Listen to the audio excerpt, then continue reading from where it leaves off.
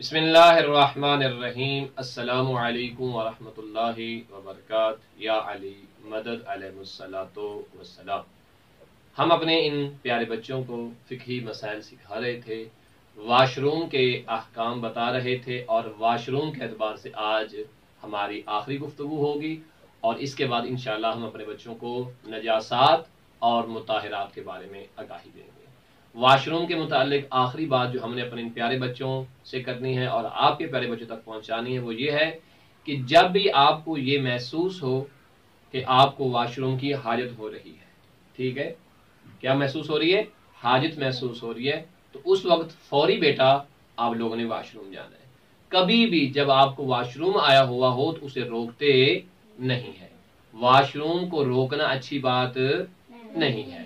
پیشاب آیا ہے یا واش روم کی حاجت ہوئی ہے تو فوری جانا ہے واش روم میں۔ اب اسکول میں ہے تو فوری ٹیچر سے کہے ٹیچر میں واش روم چلی جاؤں، فوری کہیں۔ اگر آپ کہیں کہ نہیں میں گھر میں جا کے واش روم سے ہو لوں گی، تو ایسے لوگ جو ہیں جنہیں پیشاب کی حاجت ہوئی ہو، تیز پیشی آئی ہو اور وہ روک لیں پیارے بچوں، تو ان کی ڈیتھ ہو سکتی ہے، وہ مر سکتے ہیں، ٹھیک ہے، درست ہے۔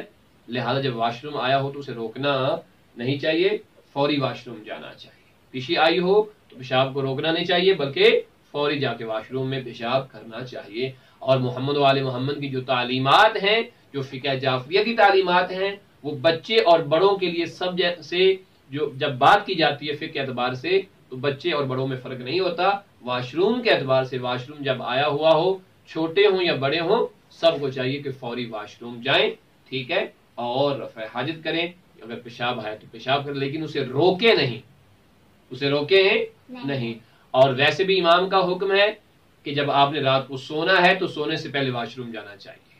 ایسا نہیں ہے کہ واش روم آیا ہو اور آپ لوگ واش روم نہ جائیں۔ آپ جانتے ہیں نا، کچھ بچے ایسے ہوتے ہیں جو رات کو واش روم نہیں جاتے تو پھر وہ اپنے بستر کو کیا کر دیتے ہیں؟ نجس کر دیتے ہیں۔ اور وہ کون سے بچے ہوتے ہیں جو رات کو واش روم نہیں جاتے؟ اب جب ان کا بستر نجس ہو جائے گا تو وہاں ان کے ساتھ پوری رات شیطان سوئے گا۔ اور کون سوئے گا؟ شیطان۔